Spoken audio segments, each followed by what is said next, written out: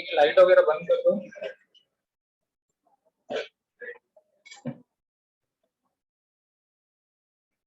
ठीक है, तो यहाँ पे हमने ओपन कर लिया टर्बो C++ एडिटर। ये एडिटर सभी लोग चलाना सीख गए होंगे। ठीक है, सबसे पहले हम लोग क्या करेंगे, फाइल में जाके न्यू फाइल ले लेंगे। ठीक है, और उसके बाद इसको कर लेंगे फुल स्क्रीन। अब यहाँ पे हम लोग आज वेरिएबल्स का यूज करेंगे। ठीक है, अब यहाँ पे दो तीन चीजें मैं बताते जाऊंगा साथ साथ। ठीक है, पहली चीज, जो भी चीज हम लोग यहाँ लिखते हैं, ठीक है, जैसे हम लोग हेडर फाइल्स लिखेंगे, दो हेडर फाइल्स हम लोग ऐड करते हैं। कौन कौन से, हैश इंक्लूड stdio.h। ठीक है, हैश इंक्लूड कॉन io.h। ठीक है, दो हेडर फाइल हम लोग क्या किए यहाँ पे इंक्लूड कर दिए।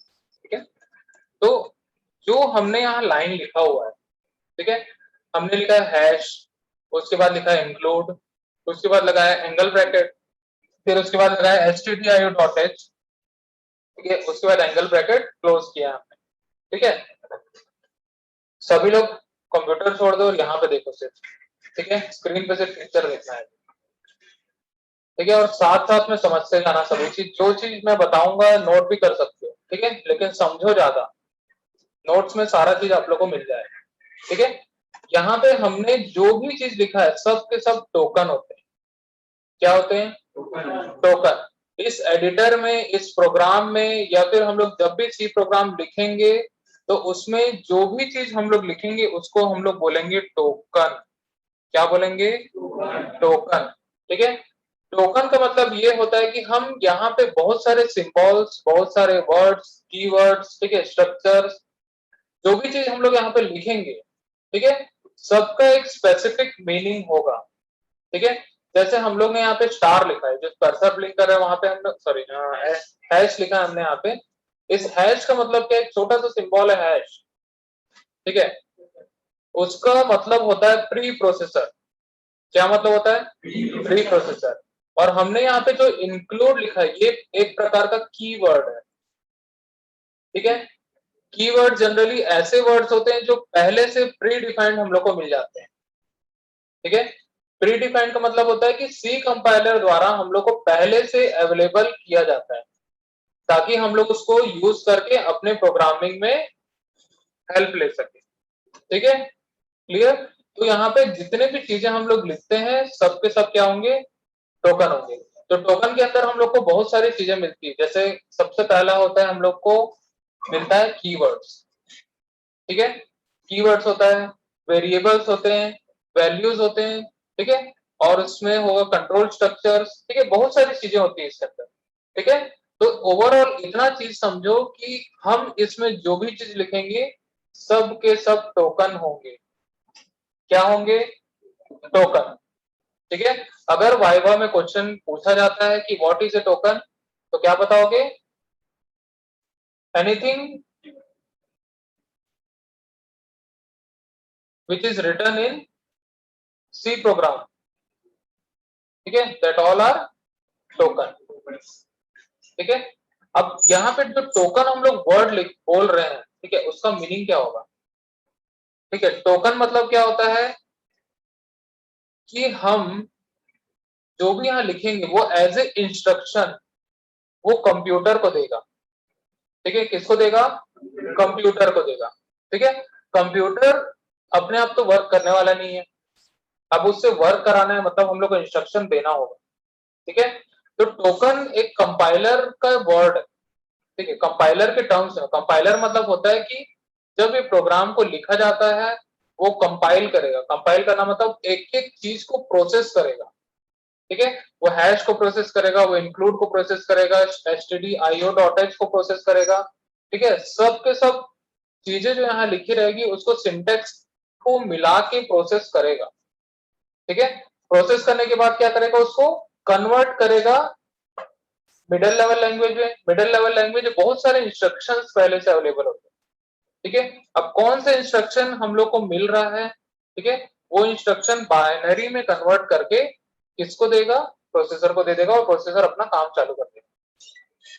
ठीक है। तो यहाँ पे हम लोग लिख तो रहे हैं इंग्लिश में, लेकिन वो एज ए इंस्ट्रक्शन कंप्यूटर को मिल रहा है। किसको मिल रहा है? कंप्यूटर को मिल रहा है। मतलब प्रोसेसर को इंग्लिश से कोई मतलब नहीं। ठीक है, प्रोसेसर को किससे मतलब होता है? बाइनरी नंबर से। मतलब मशीन लैंग्वेज में अगर उसको समझ में आएगा तभी वो काम कर पाएगा, अदरवाइज वो काम नहीं कर पाएगा। ठीक है, तो मशीन लैंग्वेज में चेंज होगा और वो अपना प्रोसेसिंग स्टार्ट कर देगा। क्लियर? तो यहाँ पे जो भी चीज हम लोग लिखेंगे वो क्या होगा? टोकन होगा। ठीक है, टोकन को हम लोग डिटेल में थ्योरी सब्जेक्ट में मतलब जब थ्योरी क्लास होगी उस समय पढ़ेंगे। ठीक है, क्लियर? नेक्स्ट हम लोग यहाँ पे क्या लिखते हैं? Void void main. ठीक है, उसके बाद ब्रैकेट हम लोग यहाँ लगाएंगे, फिर लास्ट में लगेंगे गेट ch। ठीक है, तो जब भी प्रोग्राम लिखेंगे तो इस टाइप का स्ट्रक्चर पहले ही बना लेना। ठीक है, इस टाइप का स्ट्रक्चर पहले बना लोगे तो कोई भी एरर नहीं आए।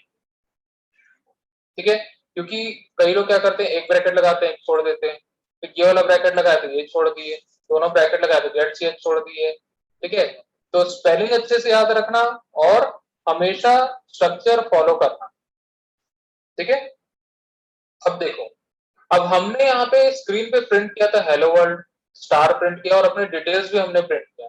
मतलब हम लोग यहाँ पे स्क्रीन पे कैसे प्रिंट होता है, हम कैसे उसको कंपाइल करते हैं और कैसे रन करते हैं और कैसे सेव करते हैं, सभी चीज हम सीख चुके हैं। ठीक है, सभी को आ गया होगा। अगर जो लोग क्लास अटेंड नहीं कर पा रहे हैं, वीडियो लेक्चर से कर सकते हैं, कुछ डाउट होगा तो मेरे से पूछ सकते हैं। ठीक है, अब देखो, अब यहाँ पे मान के चलो अगर हमें नंबर्स को प्रिंट करना है। ठीक है, अब सीधी सी बात है कि अगर हम लोग प्रोग्राम लिख रहे हैं तो कुछ ना कुछ कैलकुलेशन करेगा, कुछ ना कुछ परफॉर्म जरूर करेगा। ठीक है, हमेशा एज इट इज प्रिंट करने का काम तो करेगा नहीं। ठीक है, तो यहाँ पे हम लोग यूज करेंगे वेरिएबल्स का। ठीक है, वेरिएबल्स मतलब क्या होता है? ठीक है, वेरिएबल्स वेरिएबल्स का मतलब ये होगा कि हम लोग कोई भी डेटा या कोई भी नंबर या कोई भी कैरेक्टर, ठीक है, या कोई भी सिंबल्स, ठीक है, या कोई भी वर्ड या सेंटेंस, उसको हम लोग स्टोर करेंगे और प्रोसेस करेंगे। ठीक है, अब मान के चलो मैं एक नंबर लेता हूँ। ठीक है, मैं एक नंबर लिया 10। ठीक है, अब ये नंबर किस टाइप का है? कैसा नंबर है ये? कैसा नंबर है? ये होल नंबर है, नेचुरल नंबर है, डेसिमल नंबर है, इंटीजर है? हाँ, कैसे पता इंटीजर है?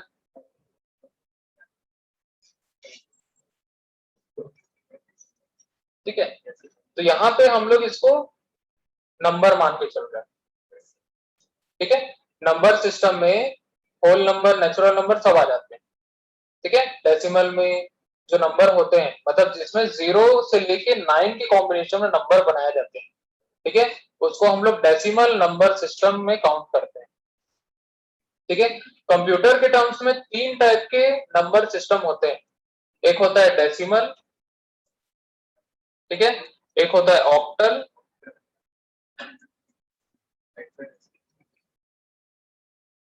और एक होता है हेक्सा डेसिमल। ठीक है, 3 टाइप के नंबर सिस्टम अवेलेबल होते हैं। ठीक है, डेसिमल मतलब क्या होगा? जिसमें 0 से 9 के कॉम्बिनेशन में नंबर्स बनाए जाते हैं। ठीक है, ऑक्टल में क्या होगा? 0 to 7 के कॉम्बिनेशन में जो नंबर्स बनाए जाते हैं। ठीक है, तो यहाँ पे हम लोग लिख लेते हैं, नोट करते जाओ, 0 to 9। ठीक है, ऑक्टल में क्या होगा? 0 to 7 के कॉम्बिनेशन बनाया जाएगा। ठीक है, और हेक्साडेसिमल में 0 to 9 के कॉम्बिनेशन में बनाया जाएगा और ए से लेके एफ तक बनाया जाएगा। ठीक है, मतलब टोटल क्या होंगे इसमें? 16 बिट्स हो सकते हैं। ठीक है, डिजिट नहीं बोलेंगे हम लोग, उसको बिट्स बोलेंगे। ठीक है, 16 बिट्स हो सकते हैं इसमें। ठीक है, तो इतने टाइप के नंबर सिस्टम्स होते हैं। ठीक है, और क्या हो सकते हैं, और डेटा हमारे पास क्या हो सकता है, कैरेक्टर्स हो सकते हैं, जैसे कि ए, बी, एक्स, वाई, जेड, ये सारे क्या है, कैरेक्टर्स है। ठीक है, जो भी चीज हम लोग सिंगल लेते हैं, मतलब जैसे कि 1 है, ये भी एक कैरेक्टर है। ठीक है, हम लोग ले रहे हैं @ ये भी क्या है, एक कैरेक्टर है। ठीक है, अगर हम लोग जो भी चीज सिंगल यूज करते हैं उसको हम लोग क्या बोलेंगे, कैरेक्टर बोलेंगे। ठीक है, जैसे मान के चलो मैं अपना नाम लिखता हूँ। ठीक है, ये क्या हो गया,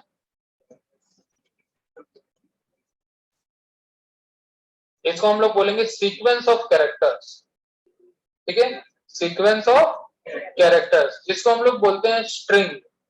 क्या बोलते हैं, स्ट्रिंग।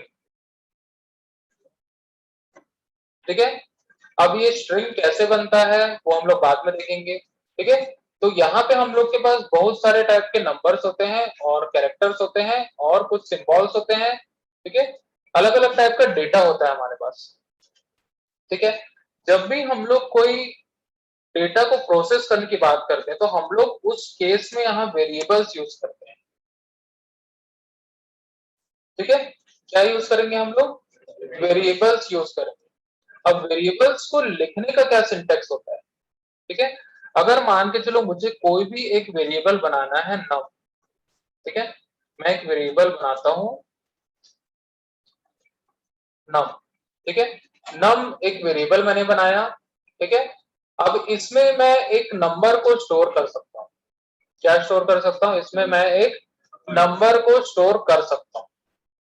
ठीक है, मैंने बोला एक नंबर को मैं स्टोर कर सकता हूं।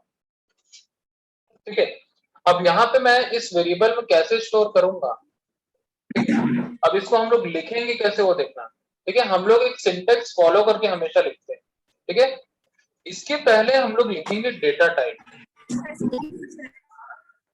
तू देख जाके दुकान में, मैं क्यों देखूंगा, कौन दिखने नहीं काम कर रहा है, गोधागा भाग।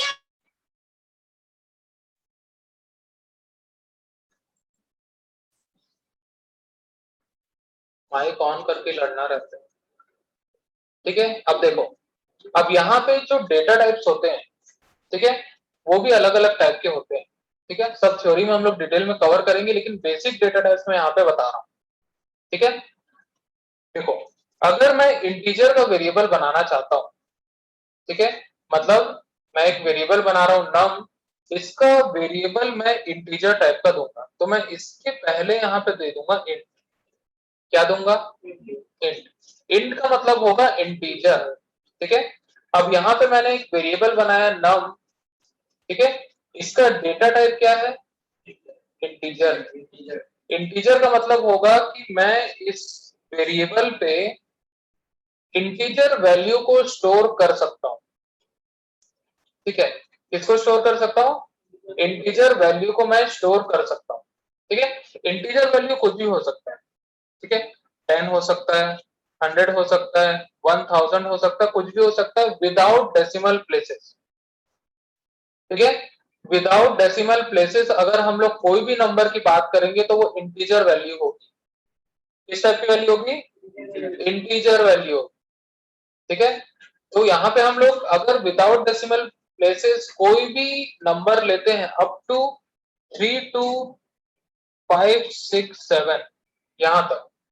ठीक है, ये रेंज होता है, प्लस 3 to 5 6 7 से लेके -3 to 5 6 7 तक। ठीक है, ये इंटीजर का रेंज होगा।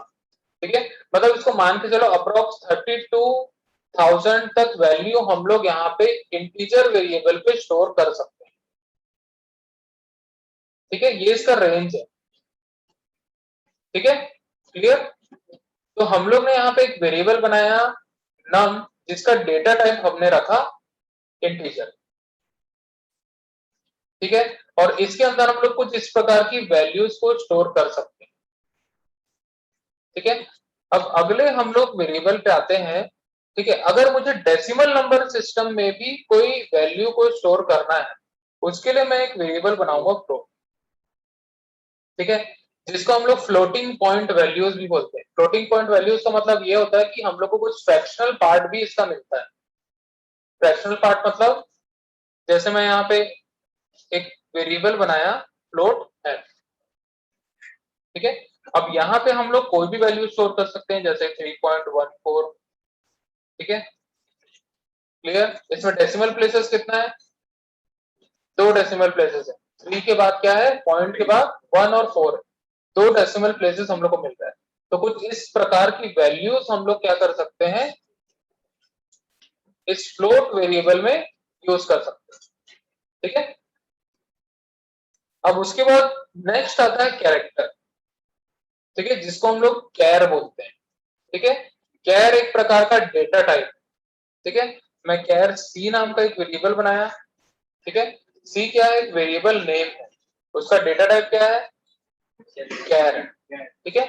कैर में हम लोग किस टाइप का डेटा स्टोर कर सकते हैं, कोई भी सिंगल डिजिट, ठीक है, चाहे वो ए हो, चाहे वो एक्स हो, चाहे वो सी हो, ठीक है, या कोई नंबर हो या कोई सिंबल हो, ठीक है। अगर हम लोग कोई भी लेटर अगर सिंगल यूज करते हैं तो वो एक क्या होगा, कैरेक्टर होगा, ठीक है, क्या होगा, कैरेक्टर होगा, क्लियर। अब नेक्स्ट आता है डबल, ठीक है। डबल डी मैंने ले लिया, ठीक है। तो यहाँ पे हमने एक वेरिएबल बनाया डी, जिसका डेटा टाइप क्या है, डबल है, ठीक है, जिसका डेटा टाइप क्या होगा, डबल होगा, ठीक है। अब इस डबल में हम लोग इंटीजर वैल्यू भी ले सकते हैं और फ्लोटिंग पॉइंट वैल्यू भी हम लोग ले सकते हैं, ठीक है। डबल जो है वो 10 को भी सपोर्ट करेगा, 3.14 को भी सपोर्ट करेगा, ठीक है। वो 10 को भी सपोर्ट करेगा, मतलब विदाउट डेसिमल प्लेसेस अगर हम लोग को लेना है तो भी हम लोग ले सकते हैं, 3.14 लेना है तो भी हम लोग ले सकते हैं। मतलब कोई ऐसा नंबर जिसमें डेसिमल प्लेसेस नहीं है, ठीक है, और कोई एक ऐसा नंबर जिसमें कुछ डेसिमल प्लेसेस मतलब हम लोग कुछ फ्रैक्शनल पार्ट भी वहां पे मिल रहा है, ठीक है। तो दोनों टाइप की वैल्यूज हम लोग डबल डेटा टाइप में स्टोर कर सकते हैं, ठीक है। अब यहाँ पे जितना भी चीजें हमने लिखा है इसी को हम लोग बोलते हैं वेरिएबल्स। क्या बोलते हैं हम लोग, वेरिएबल्स। अब वेरिएबल्स हम लोग लिखते कैसे वो जान लिए, ठीक है, इसमें हम लोग डेटा टाइप कैसे स्पेसिफाई करते हैं वो हम लोग जान लिए, लेकिन अब एक्चुअल वेरिएबल्स होगा क्या, ठीक है। इस वेरिएबल में हम लोग एक वैल्यू को स्टोर करते हैं, और वैल्यू स्टोर कैसे करते हैं वो बता रहा हूँ, ठीक है। अगर मैं वेरिएबल नम में कोई वैल्यू को स्टोर करता हूँ, ठीक है, यहाँ पे हम लोग नम इक्वल टू लिखेंगे, मान लो मैं लिखता हूँ 56, ठीक है। तो ये 56 वैल्यू अब किस में स्टोर हो जाएगा, नम में जाके स्टोर हो जाएगा, ठीक है। तो यहाँ पे नम जो है वो एक वेरिएबल है, ठीक है। वेरिएबल हम लोग इसलिए बोल रहे हैं क्योंकि हम लोग इस वेरिएबल की वैल्यू, ठीक है, ये वेरिएबल है और ये उसकी वैल्यू है, हम लोग इस वैल्यू को कभी भी चेंज कर सकते हैं, ठीक है। हम लोग इस वैल्यू को कभी भी चेंज कर सकते हैं।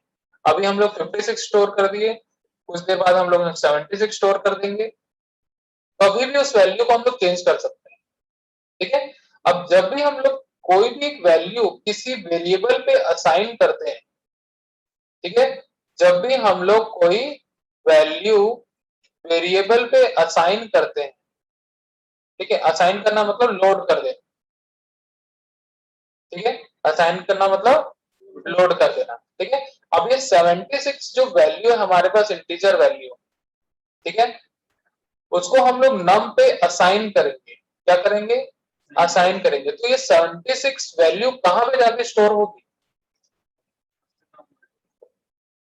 नंबर में तो स्टोर होगी, नम नाम के वेरिएबल पे तो स्टोर होगी, लेकिन कंप्यूटर में कहां जाके स्टोर होगी,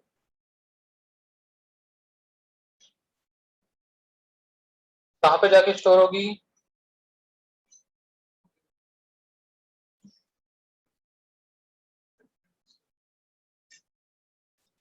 ठीक है। देखो, जब भी हम लोग एक वेरिएबल बनाते हैं, ठीक है, उस वेरिएबल के नाम से एक मेमोरी अलोकेट कर दी जाती है, ठीक है। मेमोरी में वो वैल्यू को स्टोर करेगा, ठीक है। जो हमारा रैम होता है, रैम जानते हो सब लोग, ठीक है। कंप्यूटर में रैम लगा होता है, 2 GB रैम, 4 GB रैम, ठीक है। तो रैम जो होता है उसके अंदर बहुत सारे ब्लॉक्स बने होते हैं, ठीक है। बहुत सारे क्या बने होते हैं, मेमोरी ब्लॉक्स बने होते हैं, ठीक है।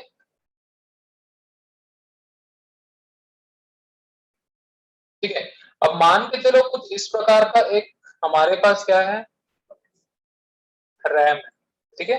मान लो कि 1 GB रैम है, ठीक है। उसके अंदर इतने सारे ब्लॉक्स बने होंगे, बहुत सारे ब्लॉक्स रहते हैं, ठीक है। मतलब डायनामिक ब्लॉक जो है वो क्रिएट होते जा रहे हैं, लेकिन कुछ इस प्रकार के ब्लॉक्स होते हैं मान के चलो, ठीक है। अगर मैंने एक नम नाम का वेरिएबल लिया और उसमें मैंने 76 वैल्यू असाइन किया, तो ये वैल्यू जो है इस रैम पे एक छोटे से मेमोरी ब्लॉक में जाके स्टोर हो जाएगी, ठीक है। अब इस मेमोरी ब्लॉक का नाम हम लोग क्या दिए हैं, नम दिए, ठीक है। इस मेमोरी का एक एड्रेस होगा, ठीक है। हर एक मेमोरी का एक एड्रेस होगा, ठीक है। जैसे एक कॉलोनी होता है, ठीक है, कॉलोनी में बहुत सारे घर होते हैं, ठीक है। हम लोग क्या करते हैं आज के डेट में, नया नया घर बनाते हैं, एक नया नाम दे देते हैं घर को, ठीक है। वैसे ही मैंने यहाँ पे एक छोटा सा प्लॉट खरीदा, उस प्लॉट को एक नाम दे दिया, ठीक है। और वहां पे उस प्लॉट में 76 को रहने की परमिशन दे दी, ठीक है। 76 एक वैल्यू है, ये वैल्यू इस मेमोरी ब्लॉक में जाके स्टोर हो जाएगी, और ये मेमोरी ब्लॉक जो है रिजर्व है नम वेरिएबल के लिए। नम वेरिएबल ही इसको यूज करेगा, और कब तक यूज करेगा, जब तक प्रोग्राम रन हो रहा है, ठीक है। जब तक पूरा का पूरा प्रोग्राम एग्जीक्यूट नहीं हो जाता तब तक ये मेमोरी ब्लॉक उसी के लिए रिजर्व रहेगा, ठीक है। तो वेरिएबल्स में वैल्यू कहां पे जाके स्टोर होती है, रैम पे, रैंडम एक्सेस मेमोरी।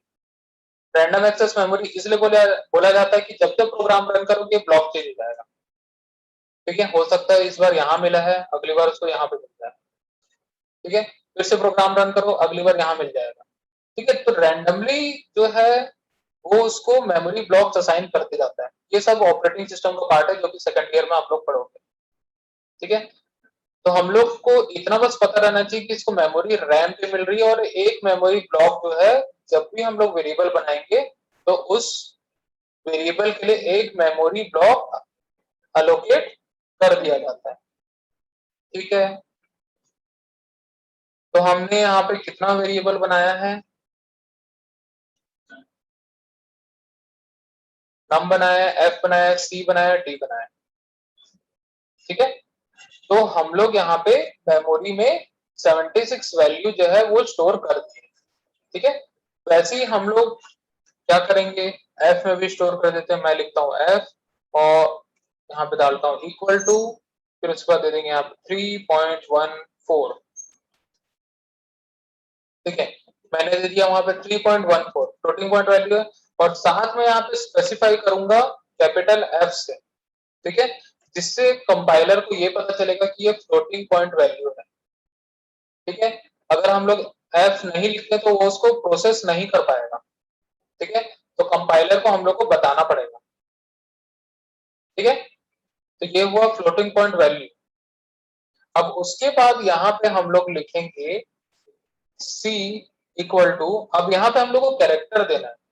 कैरेक्टर मतलब कोई भी सिंगल लेटर होगा, अल्फाबेट होगा, नंबर हो सकता है, सिंबल्स हो सकता है, ठीक है। जिसको हम लोग हमेशा सिंगल कोट्स में देंगे, ठीक है। जिसको हमेशा हम लोग सिंगल कोट्स में लिखेंगे। सिंगल कोट जानते हो, single inverted comma, single quote, ठीक है। सिंगल कोट लिखे, मैंने एक कैरेक्टर लिखा और सिंगल कोट को क्लोज कर दिया और लास्ट में लगा दिया सेमीकोलन। तो इससे क्या बन गया, ये कैरेक्टर बन गया। क्या बन गया, कैरेक्टर। कैरेक्टर हमेशा सिंगल कोट में लिखा जाएगा, ठीक है। कैरेक्टर हमेशा सिंगल कोट में लिखा जाएगा। अगर मान के चलो सिंगल कोट में मैं एक ही साथ में एक्स भी लिख देता हूं, ठीक है, तो वो एक्स को इग्नोर कर देगा और सिर्फ उसमें ए स्टोर करेगा, क्योंकि वहां पे जो मेमोरी अलोकेट किया गया है सी को वो 1 बिट की किया गया है, ठीक है, 1 बिट की मेमोरी उसको अलोकेट की गई है, तो वो वहां पे एक ही कैरेक्टर को स्टोर कर सकता है, मल्टीपल कैरेक्टर्स को स्टोर नहीं कर पाएगा, ठीक है। मल्टीपल कैरेक्टर्स कैसे स्टोर होगा वो हम लोग यूनिट नंबर 3 में पढ़ेंगे, ठीक है, क्लियर, ठीक है। उसके लिए हम लोग को एरेज बनाना पड़ता है, ठीक है, वो हम लोग बाद में देखेंगे क्या होता है एरेज, ठीक है। अब उसके बाद आता है डबल का डी, ठीक है, तो वेरिएबल डी है हमारे पास और डी में मैंने वैल्यू असाइन कर दिया, मान के चलो 45.67, ठीक है। अब यहाँ पे हम लोग चाहे कैपिटल डी लिख लो, ठीक है, या हम लोग स्मॉल डी लिख लें, ठीक है, या तो हम लोग ऐसे ही रहे, कोई दिक्कत नहीं है, ये एक्सेस कर लेगा, ठीक है, आया समझ में। तो हम लोग को अगर फ्लोटिंग पॉइंट वैल्यू बनाना है तो वहां पे हम लोग को एफ लिखना पड़ता है, अगर यहाँ पे डी वगैरह लिख दोगे तो जनरली एरर शो करेगा और वो सपोर्ट नहीं कर पाएगा, ठीक है।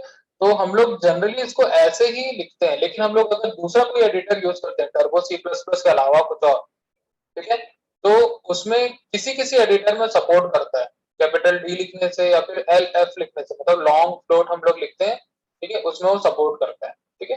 तो turbo C plus plus editor जब हम लोग यूज करेंगे तो वहां पे हम लोग यहाँ पे कुछ भी नहीं देंगे, ठीक है, डायरेक्टली हम लोग नंबर ले सकते हैं। तो इसमें हम लोग दोनों टाइप के नंबर ले सकते हैं, इंटीजर और फ्लोट, दोनों सपोर्ट करेगा, ठीक है, क्लियर। तो हमने इस प्रोग्राम में देखा कि कैसे एक वेरिएबल डिक्लेयर होता है, ठीक है, और कैसे हम लोग उसमें वैल्यू को असाइन करते हैं, ठीक है। अब यहाँ पे जो हम लोग डेटा टाइप लिखे हैं इंट, फ्लोट, कैर और डबल, इस डेटा टाइप्स को हम लोग बोलते हैं प्रिमिटिव डेटा टाइप्स। क्या बोलते हैं हम लोग? Primitive data type. Primitive data types का मतलब होता है कुछ बेसिक डेटा टाइप्स अवेलेबल होते हैं जिसमें हम लोग डायरेक्टली वैल्यू को स्टोर कर सकते हैं, ठीक है, डायरेक्टली हम लोग वैल्यू को स्टोर करते हैं, ठीक है, मतलब ये कभी भी किसी एड्रेस को या फिर रेफरेंस को सपोर्ट नहीं करेगा, ये सिर्फ और सिर्फ वैल्यू को सपोर्ट करेगा, इसको सपोर्ट करेगा, वैल्यू को सपोर्ट करेगा, क्लियर, समझ में आ गया। कुछ भी डाउट है तो पूछ सकते हो।